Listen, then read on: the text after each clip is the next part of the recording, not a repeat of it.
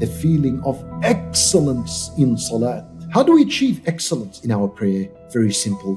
When the Nabi sallallahu alayhi wasallam was asked, what is ihsan? He said, ihsan is two levels. One is to worship Allah as though you can see Him. As though you can see Him. Allahu Akbar.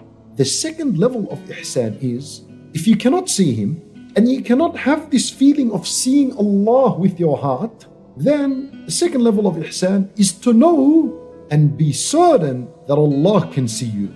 And the one who worships Allah on the basis that Allah can see him, such a person worships Allah out of fear of Allah.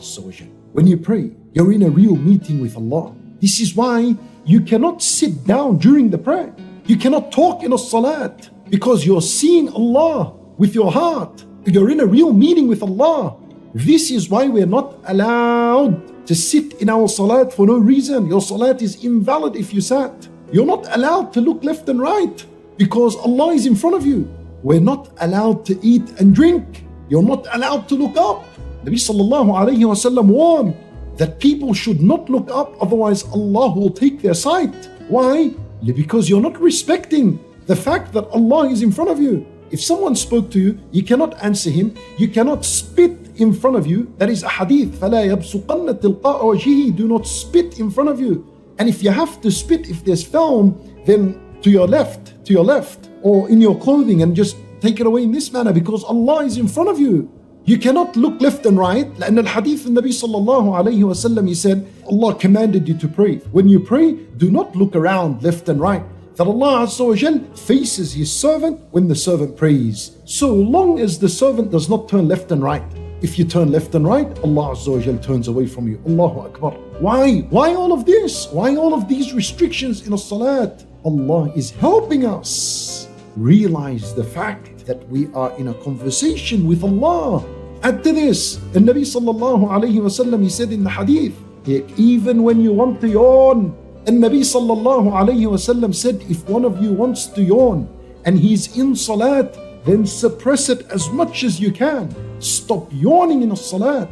فإن الشيطان يدخل, because the shaitan would enter. Nabi sallallahu alayhi wa sallam said, why stop your yawning when it's a natural thing? That because you are standing before Allah and it is rude.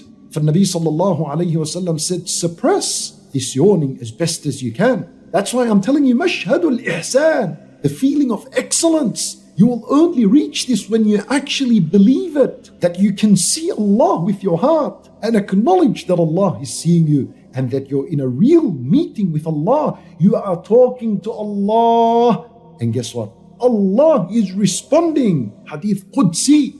Allah Azza wa Jalla, He said, whenever the servant says, Alhamdulillahi Rabbil Alameen, Allah responds to the servant and says, Hamidani Abdi, my servant has praised me. Then you say, Ar-Rahman Ar-Rahim. Allah would say, Athna alayya Abdi, my servant has overpraised me. Maliki Yawmiddin. Allah would say, Majjadani Abdi, my servant has exalted me. Allahu Akbar. Allah talks back and responds. The only thing is we cannot hear it, but we can see it, remember, in our hearts, and we can feel it. Subhanallah. This is Mashhadul Ihsan.